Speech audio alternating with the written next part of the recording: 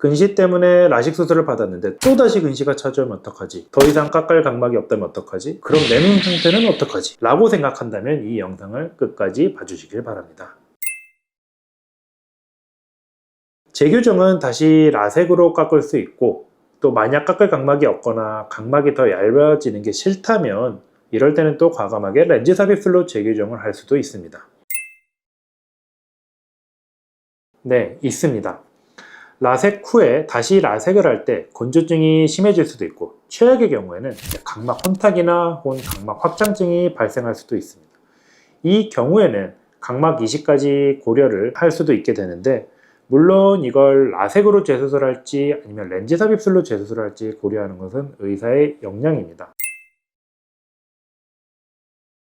먼저 이제 되돌릴 수 있다는 장점이 있습니다. 렌즈 삽입술 같은 경우에는 수술을 하고 불만족스럽다면 다시 제거를 할 수도 있고, 또 만약 내피세포가 감소되었거나 혹은 백내장 수술을 해야 되는 나이가 또 그런 상황이 되었다면 제거를 하고 백내장 수술을 정상적으로 받을 수 있습니다. 그리고 각막을 또 깎게 되면서 혹시 심한 손상이 일어나 아예 시력이 안 나올 가능성이 없기 때문에 그런 점에서는 렌즈 삽입술로 재교정하는 것도 충분히 메리트가 있죠.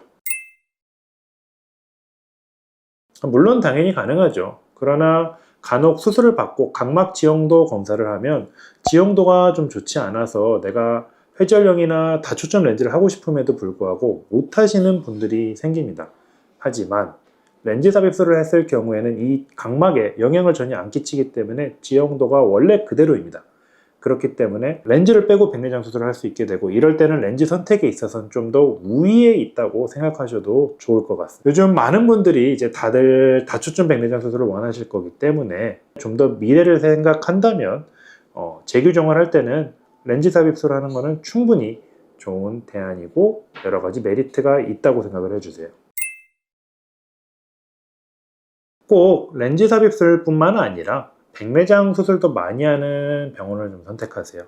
재교정을 한다면 보통 나이대가 어느 정도 있는 상태일 겁니다.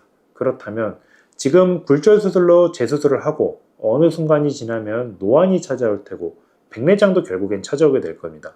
그렇다면 이제 백내장 수술을 고려해보지 않을 수가 없는데, 백내장 수술을 한다면 기존에 넣은 렌즈는 제거를 해야 되게 됩니다. 그런데 기존에 렌즈 삽입술을 한 병원이 아니라 다른 병원에 가게 된다면 그 렌즈를 제거하는 비용이 드는 경우가 대다수입니다. 그래서 다른 병원에서 수술 받으신 분이 렌즈를 제거하고 저한테 다시 오셔서 백내장 수술을 받는 경우가 사실 아주 많습니다.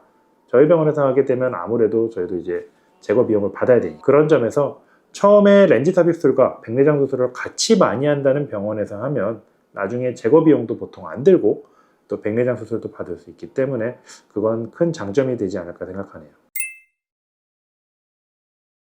마지막으로 이제 재수술은 무조건 라섹으로만 가능하다고 하는 병원들이 꽤나 많은 걸로 알고 있습니다. 그나마 그게 좀 쉽거든요. 아니면 렌즈 삽입술을 안 하시는 병원이거나. 하지만 재수술 시에는 각막 두께에 대해서 조금 더 보수적으로 생각할 필요가 있고, 그러다 보면 렌즈 삽입술로 재수술하는 게 더 나은 분들도 꽤나 많을 겁니다. 선택지를 열어두시고 좀 더 미래까지 보고 싶다면 렌즈 삽입술로 재수술하는 것도 좋은 선택이라고 생각합니다. 감사합니다. 저희가 따로 멤버십을 운영하고 있습니다. 각 렌즈마다 환자분들이 말씀하신 만족감 또는 불편감, 정말 리얼한 후기들이 있기 때문에 멤버십 가입해 보시면 값어치는 충분히 하실 겁니다.